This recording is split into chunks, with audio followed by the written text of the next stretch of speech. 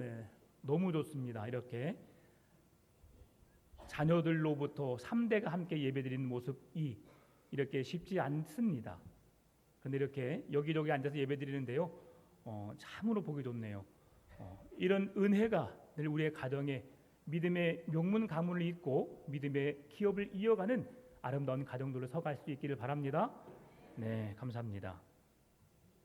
네, 오늘은 가족 우리가 모든 세대가 함께 예배하는 시간이기 때문에 제가 짧게 12시까지만 예배하겠습니다. 그러니까 다들 너무 빨리 가려고 생각하지 마시고 또 은혜스러운 예배를 드리시기를 바랍니다. 열왕기하, 왕들에 대한 이야기입니다. 오늘 왕이 누구인지 성경이 말하고 있지 않아서 잘 알지는 못하지만 지금 예루살렘이 처한 상황은 아람이라는 군대에 쌓여 있는 상황입니다. 처음에는 그들이 이스라엘을 향하여 진군해 오다가 하나님께서 엘리사 선지자의 기도대로 하늘의 불말과 불병거를 보내심으로 그들이 전쟁에서 패하게 되었어요. 그러는 가운데 한 명의 사상자도 없이 왕은 그들을 칼로 치려 했지만 엘리사는 그들에게 먹을 것을 주게 함으로 그들을 용서하고 고국으로 돌려보냈습니다. 그래서 한동안 이스라엘에는 이스라엘을 공격한 무리들이 전혀 나타나지 않았어요. 그런데 다시 아람의 군대가 이스라엘을 치는데 그 전에는 아람의 왕이 지혜로워서 이스라엘이 어떻게 진영을 치고 있고 이스라엘 상황이 어떠한지를 염탐꾼을 보내서 그 상황을 미리 간파한 후에 그 백성들을 치러 올라갔었습니다. 그런데 뛰는 놈 위에 나는 놈이 있는 것처럼 하나님은 엘리사에게 지혜를 주셔서 아람이 이스라엘의 진영을 간파하고 진을 치는 그 상황을 하나님이 알게 하신 거예요. 그래서 아람이 이스라엘을 치기 위해서 준비하고 있는 그 진영을 피해서 이스라엘 왕이 이스라엘 나라가 안전하게 이동할 수 있도록 하나님이 은혜를 베푸셨던 겁니다. 그렇게 하나님의 은혜를 입었던 이스라엘 왕입니다. 그런데 그 이스라엘 왕이 지금 포위를 당하고 있는 상황에서 이 모든 책임을 누구에게 묻느냐? 엘리사에게 책임을 전가하고 있어요. 엘리사를 통해서 죽음의 위기를 나라에 대한 어려움에 극복했던 그 은혜를 잊어버리고 그 모든 그렇게 되었던 이유가 엘리사 선지자 때문이라고 핑계를 대고 있는 겁니다. 여러분 얼마나 마음 아픈 일입니까? 지금 이스라엘 백성들은 아람군에 포위되어서 고립된 상태입니다.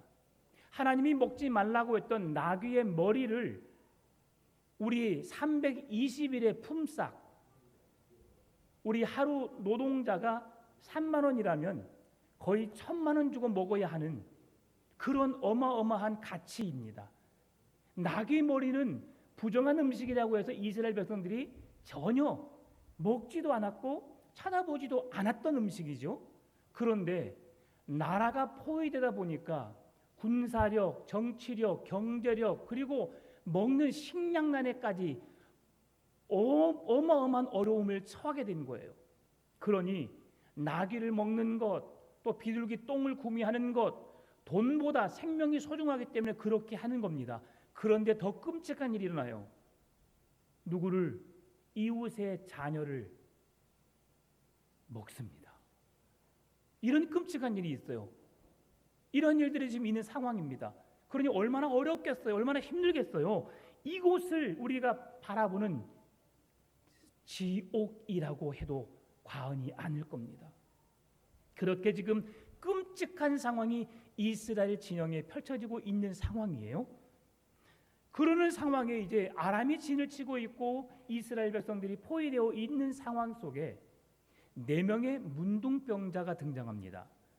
나병 환자들이죠. 나병 환자들은 세상으로부터 격리된 사람들입니다. 소외된 사람들입니다. 그들은 성 밖에 살아야 하는 사람들입니다.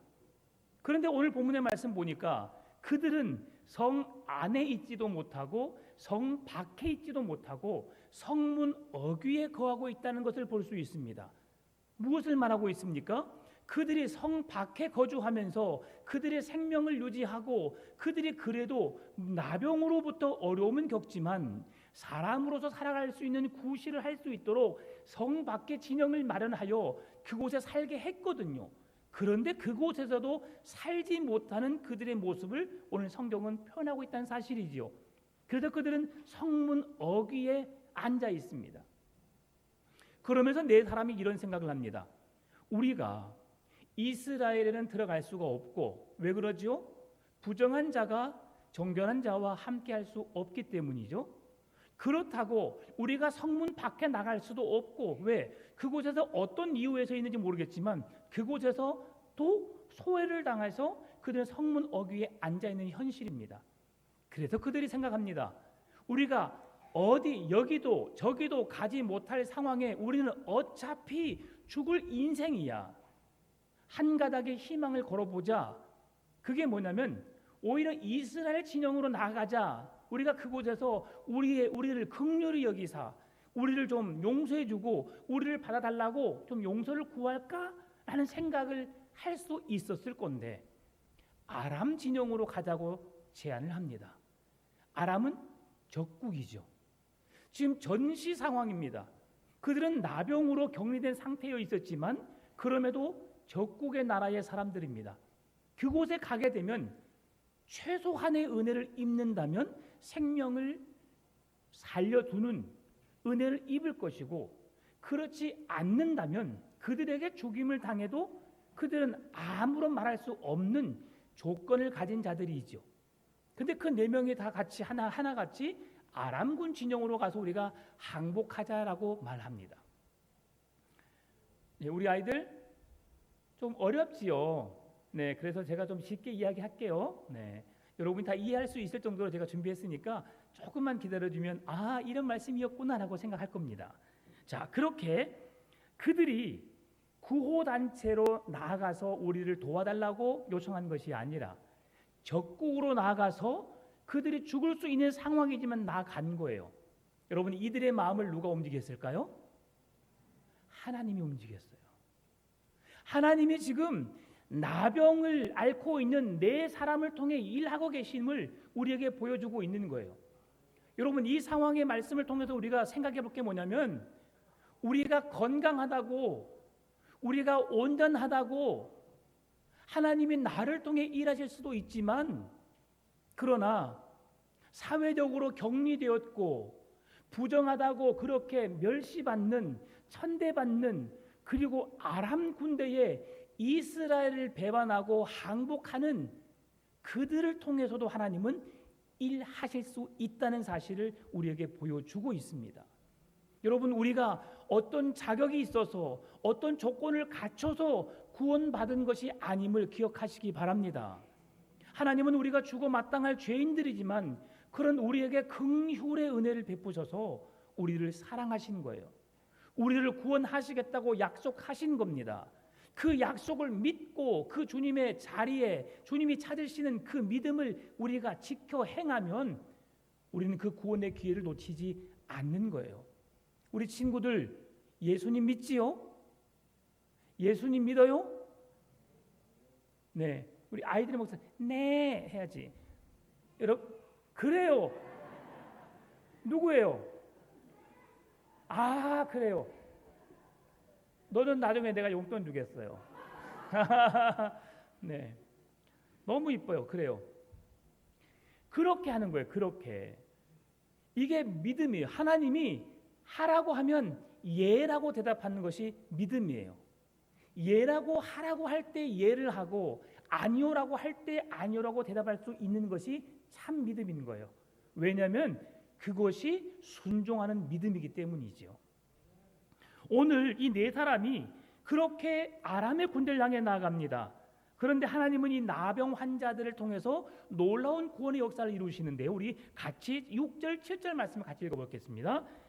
이는 주께서 아람 군대로 병거 소리와 말 소리와 큰 군대의 소리를 듣게 하셨으므로 아람 사람이 서로 말하기를 이스라엘 왕이 우리를 치려하여 헷 사람의 왕들과 애굽 왕들에게 값을 주고 그들을 우리에게 오게 하였다 하고 해질 무렵에 일어나서 도망하되 그 장막과 말과 나귀를 버리고 진영을 그대로 두고 목숨을 위하여 도망하였음이라. 아멘.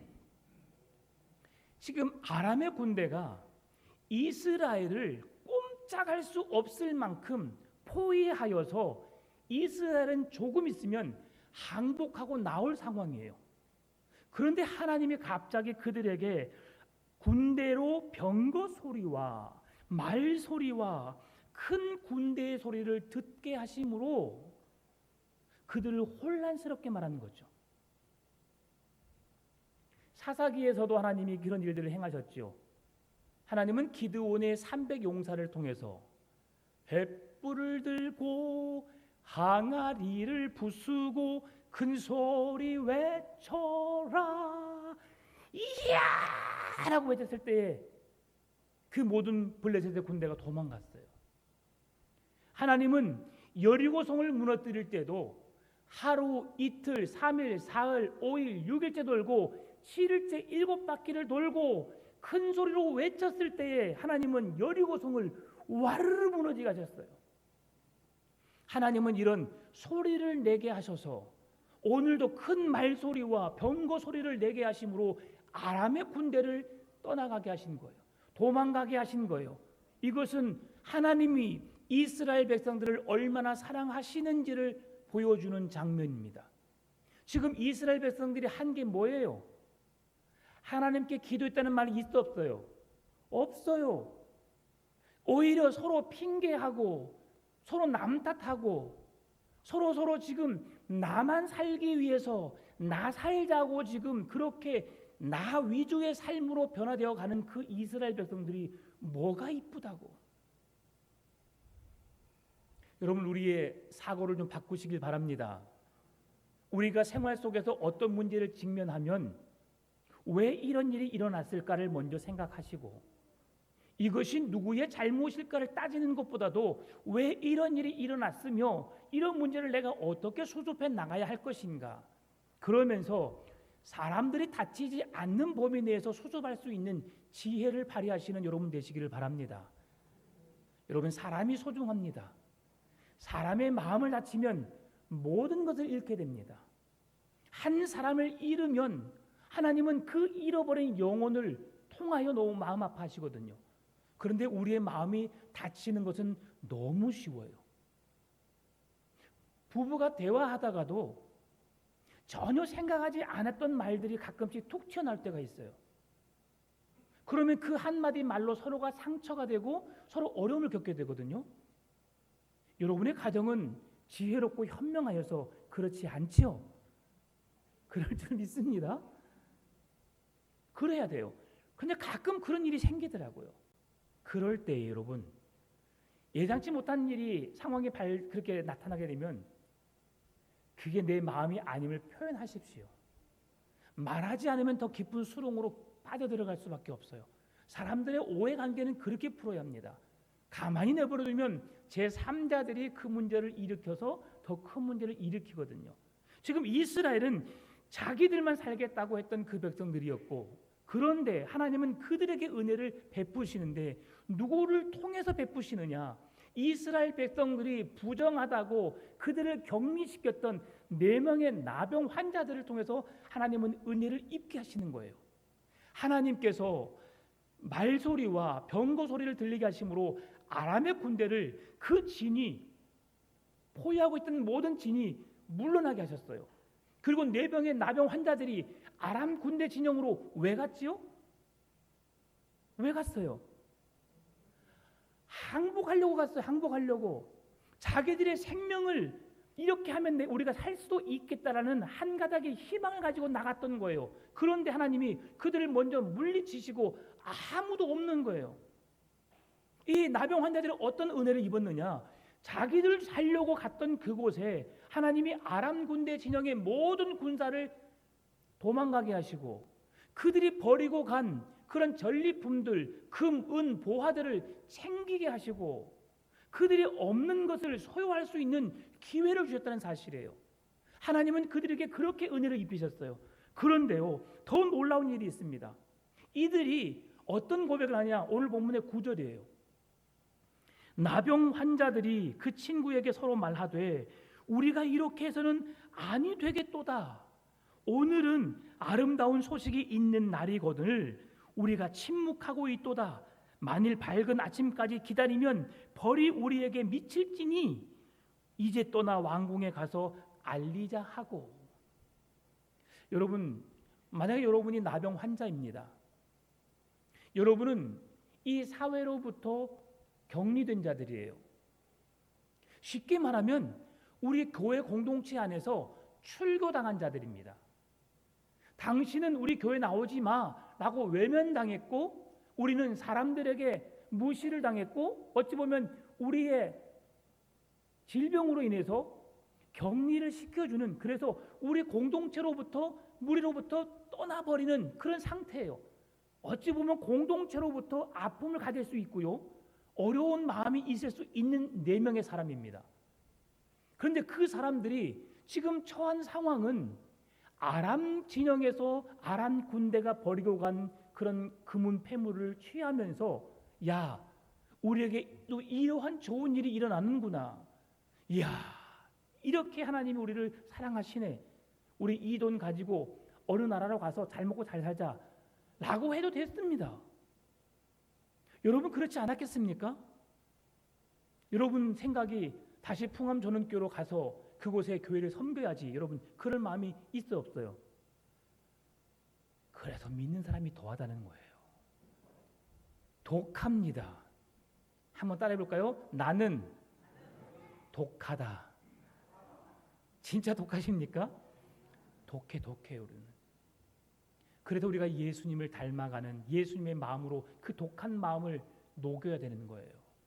우리 교회 안에는 그런 상처가, 그런 아픔이 있는 그런 교회가 아니라 사랑으로 하나 되고 결속되어지고 주님의 영광을 드러내는 교회로 세워지시기를 바랍니다. 그들의 마음속에 하나님이 어떤 마음을 주셨느냐? 오늘 저녁에, 이 저녁이 지나고 우리에게 그들에게 가게 되면 오히려 우리에게 화가 있다, 우리에게 독이 임한다, 하나님의 저주가 임한다. 그러니 우리가 이스라엘 진영에 가서 그 기쁨의 소식을 전하자 라고 그들이 4명이 동일한 마음을 가지고 이스라엘 진영으로 나아갑니다. 여러분 얼마나 은혜스럽습니까? 이 승리의 소식을 적군들이 물러가고 당신들은 자유가 되었습니다, 이 모든 일을 하나님이 하셨습니다라고 그들이 말하고 싶었던 거예요. 하나님이 하신 일을 믿음의 눈으로 바라보았던 4명의 나병 환자들은 하나님이 하신 역사를 보고 그 역사의 중심에 서 있는 이스라엘 백성들에게 찾아가서 그들에게 하신 하나님의 일을 증거하려고 했던 거지요. 그리고 그 왕을 찾아갑니다. 그런데 그 왕에게는 그런 믿음이 없어요. 오히려 그들이 여러 곳에 진을 쳐서 우리가 나오게 되면 우리를 포위하여 진격하여 우리를 무찌르려고 한다고 하고 믿음이 없습니다. 여러분 이 상황 속에 제가 한 가지 메시지를 전하려고 합니다. 복음. 이들이 지금 죽음의 위기에 처해 있는 자들에게 4명의 나병 환자들이 그들에게 전해준 소식은 포위된 죽음으로부터 해방되었다는 기쁨의 소식입니다. 승리의 소식이지요. 왜요? 적군이 다 도망가 버렸으니까. 당신들은 전쟁에서 승리했습니다, 이제 자유하셔도 됩니다라고 그 구원의 기쁨의 소식을 전하려고 했던 거예요. 오늘 이 구원의 기쁨의 소식을 전하고 말씀을 마치려고 합니다. 여러분, 하나님의 역사는 무엇을 통해 시작될지 예측할 수 없습니다. 하나님의 역사는 내가 생각했던 것과 늘 다르게 나타날 수 있습니다. 그 대표적인 성경이 이사야 55장 8절 9절 말씀인데요. 이는 내 생각이 너희의 생각과 다르며 내 길은 너희의 길과 다름이니라. 여호와의 말씀이니라. 왜 다를까요? 이는 하늘이 땅보다 높음같이 내 길은 너희의 길보다 높으며 내 생각은 너희의 생각보다 높음이니라. 아멘. 하나님의 생각과 우리의 생각이 얼마나 다른지를 이야기해주고 있는 거예요. 그래도 왜 하나님이 이렇게 하실까? 우리는 고민하고 궁금해하지만 하나님은 그렇게 하실 수밖에 없는 일을 행하신다는 거죠. 그래서 우리가 하나님의 생각과 내 생각이 다를 때 어떻게 해야 될까요? 내 생각이 아닌 하나님의 생각을 따르면 되는 거예요. 그래서 우리가 하나님의 말씀을 묵상하는 이유가 여기에 있어요. 내 생각이 아닌 하나님의 생각대로 내가 살아가겠습니다. 그것이 말씀을 읽는 일이에요. 말씀을 읽을 때 우리가 누구를 알아가는 거예요? 하나님을 알아가는 거예요. 알아가는 하나님을 내가 알고 있는 하나님을 알고 있는 대로 내가 그 하나님을 믿고 그 믿는 하나님을 내 삶으로 내가 살아내는 그것이 우리의 믿음 생활에 아주 중요한 거예요. 여러분 이 글귀는 제가 이 교회를 떠나는 날까지 붙여놓을 겁니다. 왜 그러냐면요, 하나님을 아는 것과 믿는 것과 사는 것은 주님 오시는 그날까지 우리가 이루어내야 할 숙제이기 때문입니다. 이 일을 이루시기 위해서 몸부림치는 성도 되시기를 바랍니다. 자, 그러면 이 나병 환자들이 이스라엘 백성들에게 전해주었던 그 소식이 무슨 소식이었느냐? 구원의 기쁜 소식이었는데 사도 바울이 전했던 복음과 같은 내용이었어요. 고린도전서 9장 16절 말씀 보면 내가 복음을 전할지라도 자랑할 것이 없음은 내가 부득불할 일임이라. 만일 복음을 전하지 아니하면 내게 화가 있을 것입니다. 하나님의 복음을 전하는 것은 하나님을 믿는 자로서 당연히 해야 할 일이다. 만약에 내가 당연히 해야 할 일을 내가 행하지 않으면 내게 화가 미치리로다. 여러분에겐 동일한 사명을 주셨습니다. 사도 바울이 받은 사명, 내가 복음을 알고 믿는 하나님을 세상에 증거해야 할 사명을 받은 자들입니다. 이 사명을 받지 않는, 이 사명을 감당하지 않는 우리에게 사도 바울이 고백했던 것처럼 내게 화가 미치리로다. 그래도 우리는 두렵고 떨림으로 우리의 구원을 이루어야 하고요, 하나님이 기회를 주실 때마다 하나님 나라의 복음을 전해야 하는 거예요. 지금 이 심정으로 4명의 나병 환자들이 그 이스라엘의 승리의 소식을 전한 겁니다. 제가 마지막에 뭘 여러분이 말씀드리고 말씀을 마친다고 했어요? 복음. 자, 복음의 유래에 대해서 제가 말씀을 드리겠습니다. 이란에서 지금의 이란입니다. 이란에서 금기시키는 운동이 하나 있습니다. 그게 뭐였냐면 마라톤이었습니다. 마라톤. 왜 이란에서 이 마라톤을 금기시켰을까? 지금 말하면 올림픽의 꽃이라고 말할 수 있는, 모든 올림픽 경기에서 마지막에 경기를 치러지는 것이 42.19km를 뛰는 마라톤이거든요. 그런데 이 경기를 왜 이란은 하지 못하게 했을까를 이야기해 드리려고 합니다. 그것은 BC 490년에 제1차 그리스와 페르시아의 전쟁이 일어납니다. 그리스와 페르시아. 여러분, 페르시아가 오늘날의 이란입니다. 페르시아는 그 당시 매우 강대국이었고 그리스는 작은 한 도시에 불과했습니다. 한 도시에 불과했고 큰 나라를 이루었던 페르시아는 그리스를 점령하는 것은 시간 문제였어요. 마찬가지로 그래서 페르시아 군대가 그리스를 제압하기 위해서 그리스의 군대의 2배, 3배, 몇 배가 되는 군대를 보내서 그리스를 점령하러 보냅니다. 그리고 그리스는 지금 이 그리스와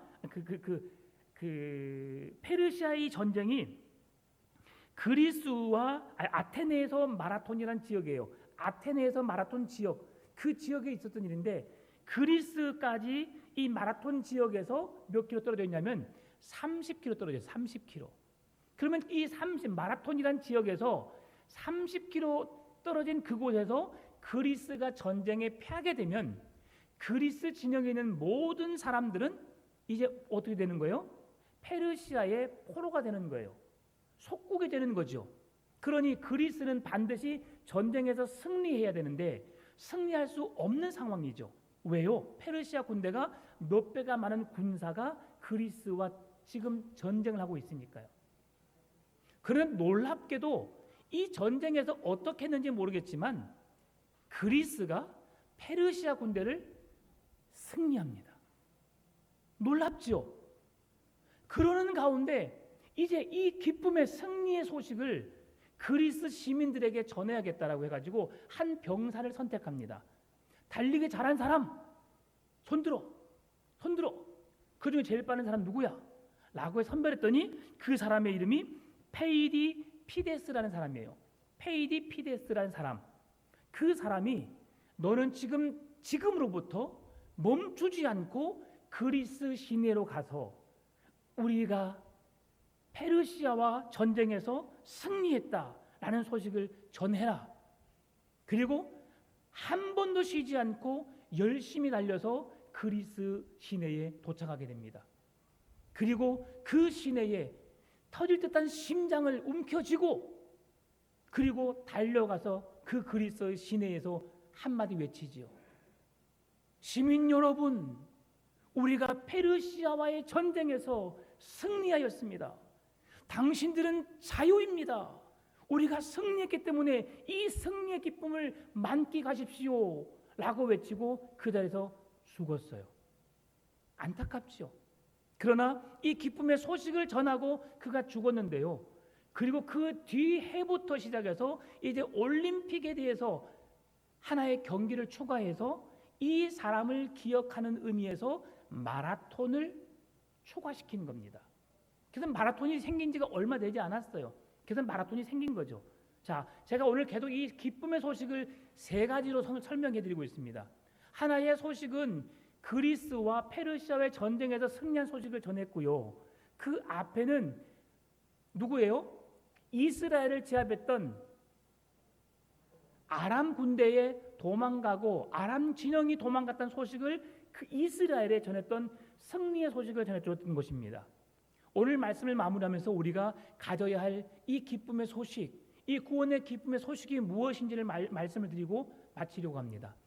이렇게 아테네에서 전쟁 그 마라톤에서 승리했던 소식을 그리스 아테네로 전달했던 그 소식, 이것을 인하여서 헬라어로 유앙겔리온이라고 말합니다. 유앙겔리온, 이것은 좋은 소식, 그것은 영어로 말하면 굿 뉴스가 되죠.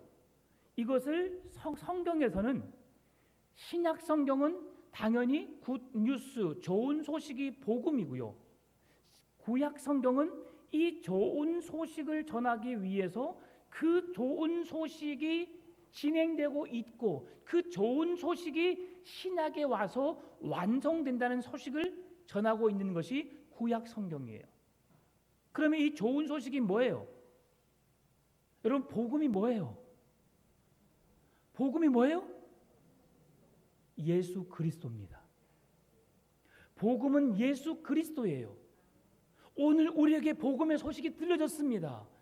죽어 마땅할 우리 죄인들에게 구원의 소식, 기쁨의 소식, 죄와 사망의 권세를 이기고 승리하는 소식을 우리에게 전해주셨어요. 그분의 소식이 누구예요? 예수 그리스도의 소식이에요. 오늘 우리가 이 기쁨의 소식을 들었습니다. 구원의 소식을 들었습니다. 이 구원의 소식을 바울이 고백했던 것처럼 세상에 증거하는 아테네의 마라톤에서 아테네로 그 소식을 전해줬던 병사처럼, 오늘 네 명의 나병 환자처럼, 그리고 성경의 사도 바울처럼 오늘 우리가 예수님의 살아있는 증인으로 우리를 구원하시고 우리를 사랑하시고 영원한 하나님의 나라를 선물해 주신 그 구원의 기쁜 소식을 증거하는 자로 쓰임받는 우리들 되시기를 바랍니다. 명절에 믿는 가족들이 모일 것이고 믿지 않는 가족들도 분명히 모일 것입니다. 여러분, 명절에 가셔서 앉아 있거나 누워 있지 마세요. 힘들겠지요. 전 부치는 거 힘들겠지요.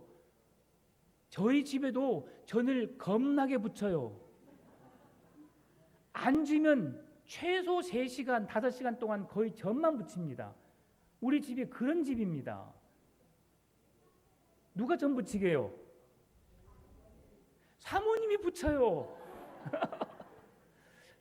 그럼 저는 뭐 하게요? 뒤집어요. 네, 뒤집어요 제가. 네, 다른 사람이 하는 걸 제가 하려고 하는데 요즘에는 이제 우리 형수님들이 알아서 하시더라고요. 그런데 이제 제가 좀 할 일이 없어졌는데 그럴 때 저는 뭐 하냐면 저는 싱크대로 갑니다. 싱크대 가면 뭐 해요? 설거지 해야지요. 힘들더라고요. 우리 집에 4명 식구 설거지하는 것도 쉽지 않아요. 근데 한 20명분 설거지 하는데 저희 어머니는 반찬을 다 접시에 담아요. 우리 시골집 한번 놀러 오세요.